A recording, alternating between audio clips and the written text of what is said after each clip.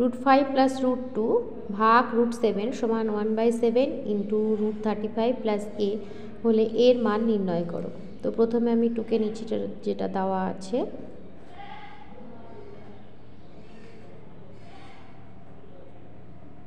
টুকে নিলাম। এবার ভাগটাকে আমি বাই আকারে লিখব, মানে √5 প্লাস √2 বাই হচ্ছে √7 সমান ডান পাশে লিখছি √35 প্লাস a বাই 7। এই 7টাকে আমি √7 ইন্টু √7 লিখব। এভাবে লেখা যায়, 7-এর পরিবর্তে আমি দুটো √7 লিখলাম। এবার একটা √7 কেটে গেল। এবার কোনাকুনি গুণ হবে, √35 √5 আর √7 গুণ হলো প্লাস √14 হবে সমান ডান পাশে ছিল √35 প্লাস এ, দুপাশ থেকে √35 কেটে যাবে, তাহলে আমরা এর মান পাবো √14। এইটাই